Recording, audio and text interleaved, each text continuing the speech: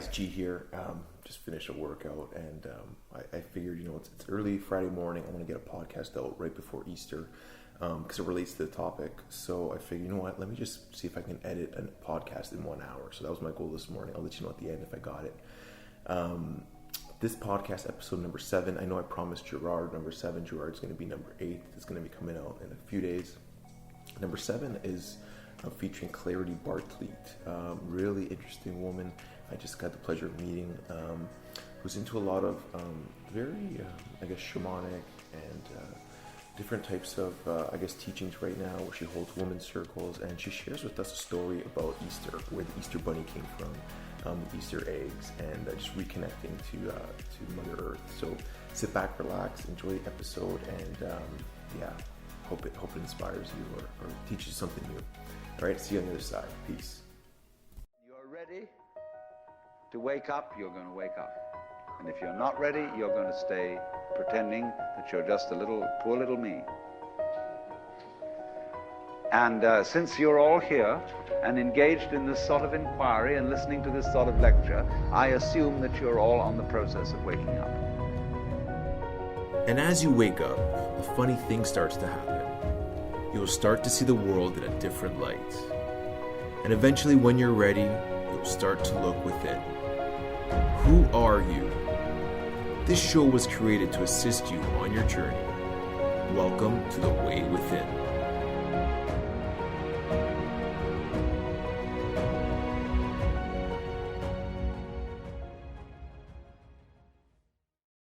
Hey guys, G here. I'm just here with a new special friend of mine. Her name is Clarity.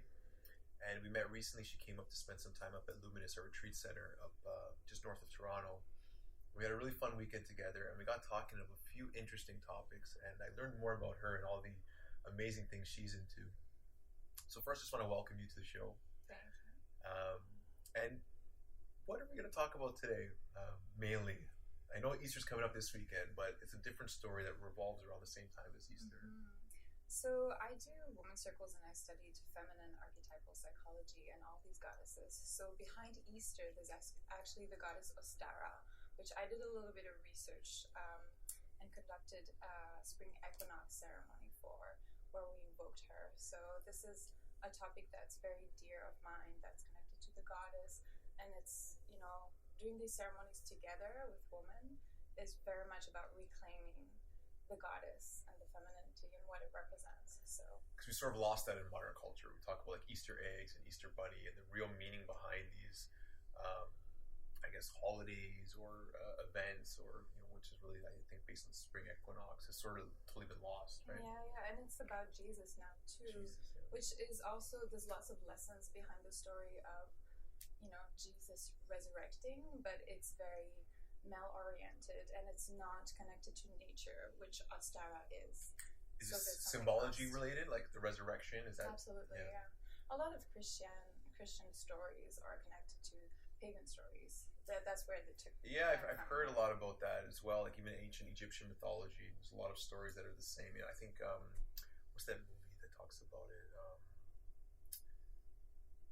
That movie. Zeitgeist. Zeitgeist talks about it, and I don't know. This is a long time when I used to be a conspiracy nut. Anyways, let's go. So tell us where does the story begin? So it's a Germanic goddess. So the story of Ostara comes from the kind of Neolithic era, so before Christ, and pagans were basically peasants, and there's many different cultures all around Europe in this era before the invasion of Christianity or the Roman Catholic Church. So they had all these myths, and you find parallels here and there because they were basically worshipping the earth. And so because they were worshipping the earth, they were very much in touch with the cycles of the earth. So they celebrated every equinox and every solstice. So they had a different god, or specifically goddess, because the earth is the feminine, representing these different energies coming and that we are affected by. And because they were dependent on their crops, they would especially worship fertility and trying to bring fertility in the land by doing so.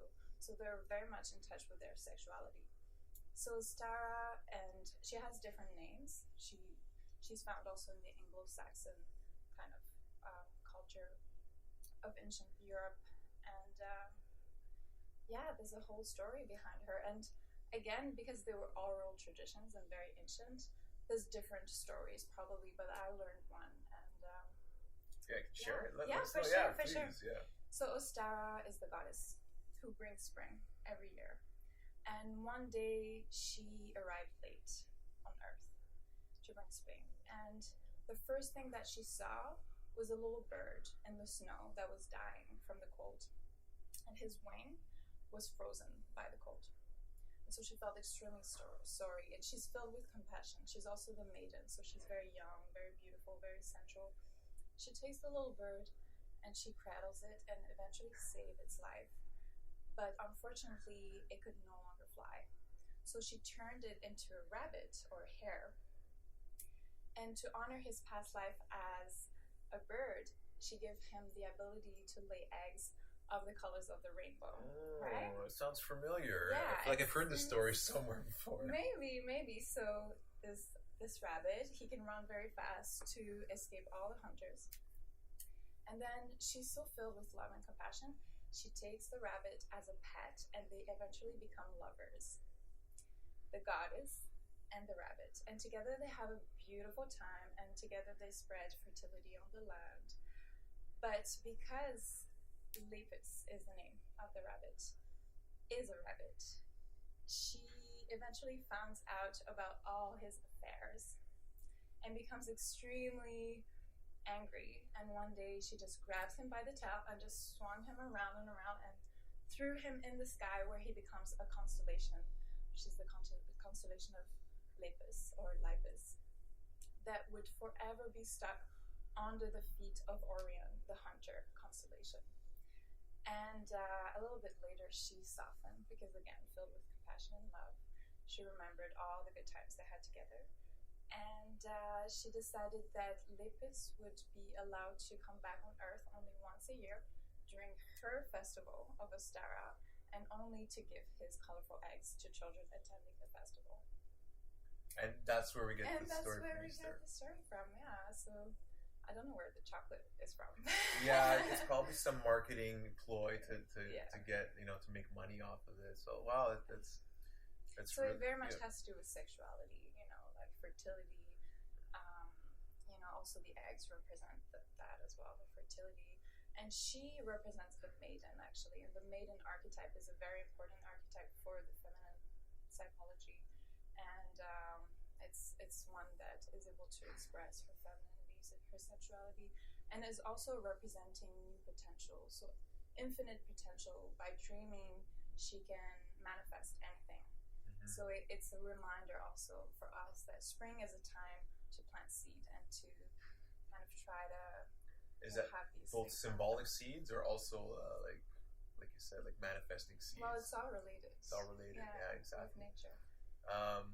So how would you then go about manifesting something? Is there a technique that you use that you can share? Yeah. What would you suggest to anyone out there that wants to manifest something this spring, other than chocolates and Easter eggs? There's many ways. Meditation is great. I personally do a lot of chanting with the woman circles that I run, and my partner, of course, does a lot of sound practices. So with sound, we basically really obviously more send out our intentions to the universe. So I would suggest checking in, really feeling whatever it is that we want, and trying to really feel that this is something in alignment with our purpose, with our higher self. And then chanting to the goddess Ostara, because she'll take care of it. Chanting to the nature, who will naturally blossom.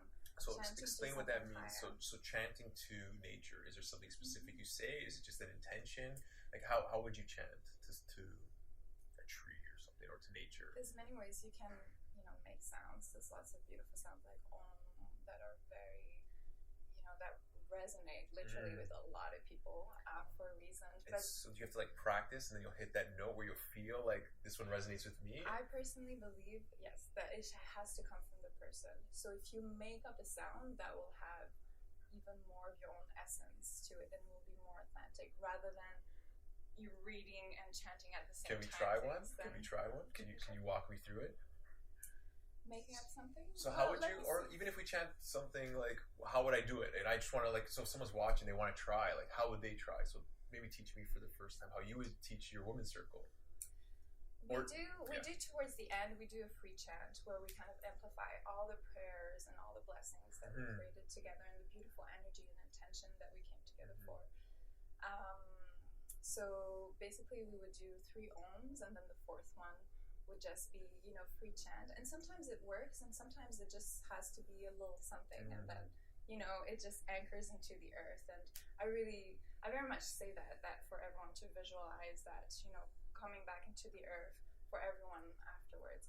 Another thing that I recommend if you want to do this kind of work, especially with spring, is to actually worship or sing for the earth with specific songs to the water or to the goddess. So there's many songs out there, and I can tell you a few that we did with the women's circle. We did one about the river flowing. The river is flowing, flowing and growing. So they're very accessible. They're just very, kind nice. of like folky songs. Yeah, so you can find them out. There's one also about spring that I can share. Cool. Yeah. Yeah. Right. Like a link. Oh, yeah, okay. That I all can right. send, that I didn't do with the women's circle, but we played it at some point because it's very beautiful. Nice. So another thing is funny that so setting the intention. I just have deja vu. I was here before. So the singing or chanting with the intention will bring the fertility to the land. Is that what you're saying?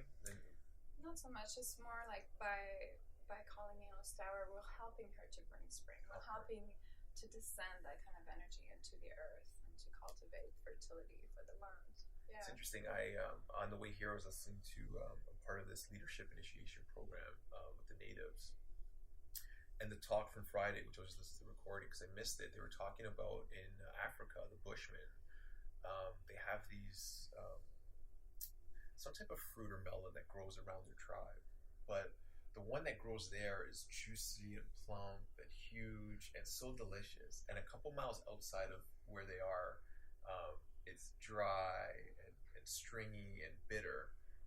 And they were asked, why such a difference? Because they say we put the intention and the gratitude and the energy here to these plants, and they provide it to us. They give it back, in something that they know that we're gonna enjoy. So that relationship, and sometimes when people talk, and I know before me, when people talk about energy and bringing in the feminine goddess, and I was like, okay, that sounds cool, but really, can that be possible? But now you start hearing, and in my own experience, start feeling and experiencing these sort of things, and wow, this is really, really a possibility.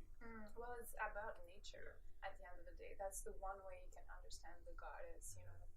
Calling in the goddess, connecting with the goddess, is to connect with Mother Nature and to honor her, cycles, to respect her, to want to spend more time in nature, and to find that kind of intelligence within yourself, that kind of wisdom in your own body, because we are made of nature, right?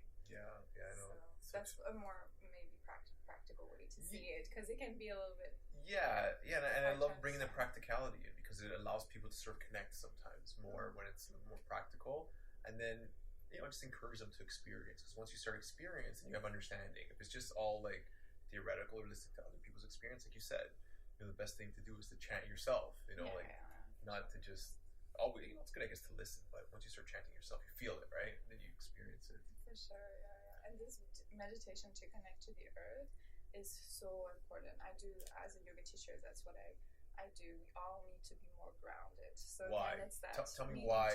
Why does the Because a lot of people are in their mind. A lot of people are up there. We're receiving a lot of ideas and insights and just thinking a lot. What about our bodies? How much do we really feel our bodies, our posture?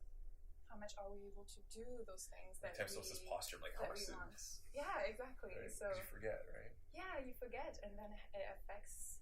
We're complex human beings, so it affects so many other things like your emotions. You start to feel sad if you're sitting like this and you're not even aware of it. Interesting. So what are some good grounding techniques for someone that wants to ground now that it's nice outside, especially here in Canada? It's been ice this whole winter. Unless you know, you're out jumping in an ice bath, you know, with me. You're pretty much not going to be outside barefoot or anything like that. So what would you do now then to sort of ground yourself? What are some, I guess the easiest thing is to go barefoot out and walk around. For sure. And honestly, I think there's never one way for everyone. I think everyone will resonate with different things. There's, certain sounds that you can chant for the root chakra. There's also just paying more attention to the soles of your feet, to your legs, even to the lower part of your body. And this for people who are more into visualization, imagining roots, really digging into the earth. For me personally, it's about cultivating that relationship with the earth. So I pray to the earth, I talk to her, and I put my hands on the earth. Wherever you're standing, it doesn't matter if you're in a building, just put your hand on the ground, on the floor, and just feel that connection. The energy of the earth is gravity. She's pulling us down, and it's not a negative thing. We're not pulled down in that way. We're supported by her, and that's how we create this balance that we need in ourselves. So just put your hands on the ground. Don't think about it. Just feel, just feel the earth. Beautiful. Yeah. And one thing that I realized is that when you're really connected to the earth, often it makes you cry. So by crying, you're also very grounding, and that's the release. That's how you feel when you're really grounded. It's just like, Is it like a sad crying, or it's more of like just like a completeness crying? It can be because there's lots of things to. I wouldn't say sadness, but it's still this like realization that, wow, something's so strong, and it's not necessarily a joyous cry, but it's not like sad because of yourself. It's just like you're crying for the earth. I had an experience like that in my first sweat lodge where obviously it was half women, half men, and the drum starts beating and it's hot, and then all of a sudden I just felt like I was so deeply connected to the earth, and I started crying. I just felt these tears coming down. It was a release, and it wasn't sad. It was almost like I felt the pain of the collective in the earth, but that it was okay. Like, it's hard to explain in words what that feeling was like. And it was like I felt really good to let it out, because I think we all hold on to that. It was almost like the earth was like taking it away. Like it connected me, so I felt it. Like I tapped into it, but then it was like, it's okay. Yeah. Like mother was holding me like a child, like rocking almost. It was a weird experience. It was for my first time. But yeah, I resonate with that a lot. So a couple more questions. So in your circles, what type of women do you attract, or like do you sort of bring in? Is it open for everyone? If someone's like curious about this kind of stuff, like what is it open to? Like, tell me a bit about that. So I started about a year and a half ago, and at first, for sure, it was mostly my friends who are into similar It always things. starts like that, yeah. Yeah. So we read Women Who Run with Wolves, and that book by Clarity Bartlett, and so they were all reading this book too, interested in working with this book. So already very open to that kind of work. And now I'm, welcoming many different kind of women. Some that just come from their work, and they're maybe not so familiar with the kind of language that I would use. So I have to be careful actually to introduce concepts a little bit more.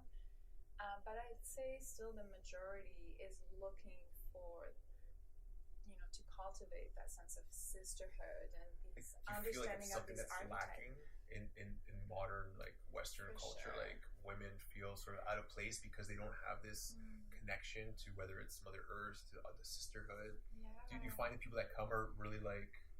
Yeah, well, for me, I always say I got the call. A lot of women in our community get the call to start doing women circles. It's not just me. And women who come, they get the call. They need to, they inherently know that there's Someone something called there. them on the phone? Yes. It's like the circle. Yeah. No, you just have a feeling, right? It's like something inside is just...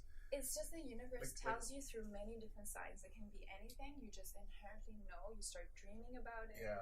And it's really important for people who are listening to understand what that means, the call. Like even as a guy, you feel the call. It could be a weird sort of feeling like something strange is pulling you in certain directions. Whereas things are coming up in general, like keep seeing over and over. And that's like sort of like could be your higher self, the universe, something within you is attracting you to something that you really need. It's going to help you in your life, to reconnect you or just elevate you or help others. There's so many potential outcomes, but the key is to listen to that call, and it can come in many different forms, right? Absolutely. It's usually not going to come on a phone call. Like someone's going to call you, "Hey, come to Clarity's meetup next Thursday." But But it maybe could. it could be a friend. Actually, I could. love hearing that these women are just drawn out of nowhere. Sometimes they just bump into a friend who's coming, and they'll end up coming, and you just know that they need to be there. And that's one thing that I learned, is that I really learned to trust that whoever needs to be there, whatever needs to be said is going to be said, and the outcome is going to be exactly what people need at this time. And I'd also say, like, be open-minded to the experience, and where if you feel a call, like, don't like say, okay, now I got to devote my life to this person because I saw synchronicity. Because sometimes we see that, and I found myself in the past, like, a couple times, 2 or 3 things like popped up in my life, and I felt like, okay, I got to go into this full speed. But after doing it, it really wasn't for me.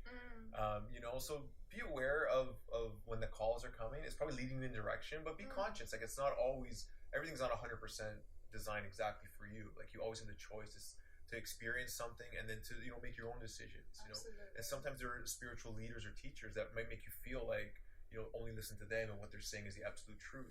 Just be open-minded and understanding that the answers, you can find them within you if you go with it. That's what I tried to show these women, because the feminine is all about the intuition, right? Yeah, so absolutely. that's a journey that I'm still on, learning to really trust that, even as a yoga teacher, as opposed to just reading all the material that was all written by men very long time ago. I'm trying to see what resonates with me and teach from that place. But for women, I also, in doing a circle, just the shape in itself, usually there's no leader. Like, I'm not really teaching them. Facilitating. Yeah, I'm facilitating, and sometimes I introduce very formally from books that I read, a theme or a goddess or something, and then other women will share their own wisdom on that. So that's beautiful. Yeah, it's beautiful.